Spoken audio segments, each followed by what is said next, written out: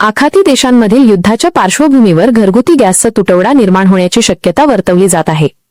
याच संधीचा फायदा घेऊन गॅसचा काळाबाजार करणाऱ्यांना आता प्रभारी तहसीलदार डॉक्टर सचिन वाघ यांनी थेट इशारा दिला आहे।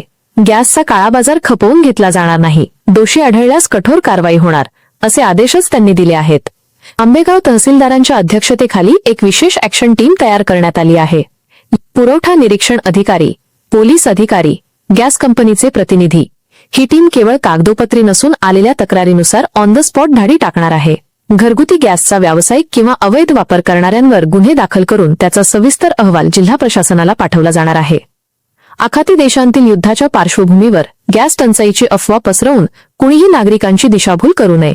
तालुक्यातील गॅस आणि इंधन पुरवठा सुरळीत ठेवण्यासाठी सर्व एजन्सींना कडक सूचना दिल्या आहेत। नागरिकांनी अफवांवर विश्वास ठेवू नये। डॉक्टर सचिन वाघ, प्रभारी तहसीलदार, आंबेगाव। तालुक्यातील सर्व गॅस एजन्सींनी घरगुती आणि व्यावसायिक गॅसचे वितरण पारदर्शक ठेवावे, ग्राहकांची तक्रार येणार नाही याची दक्षता घ्यावी, अन्यथा एजन्सींवरही प्रशासनाचा बडगा उगारला जाण्याची शक्यता आहे। नमस्कार, मी तहसीलदार आंबेगाव, जिल्हा पुणे।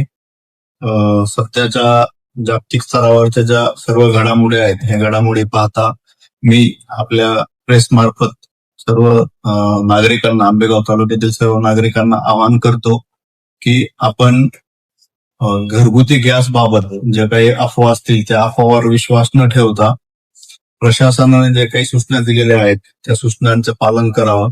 आपल्या तालुक्यामध्ये एकूण 8 गॅस एजन्सी धारक आहेत, तर ह्या गॅस एजन्सी धारकामार्फत आपण सर्व नागरिकांना जे लाभार्थी आहेत, जे गॅस धारक आहेत, त्यांना पुरवठा करत आहोत।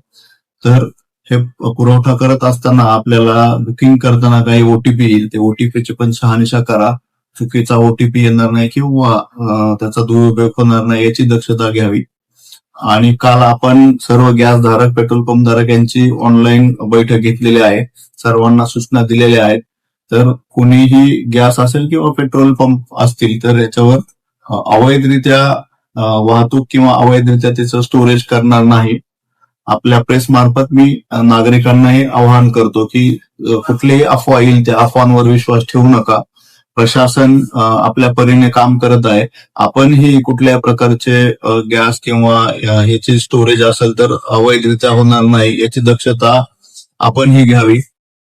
मी सर्व या आपल्या प्रेस मार्फत सर्व नागरिकांना आवाहन करेल, अफवांवर विश्वास ठेवू नका। प्रशासन आपल्या सर्व तरी प्रयत्न करत आहे, तर प्रशासनात आपलेही सहकार्य अपेक्षित व्यक्त करतो। धन्यवाद।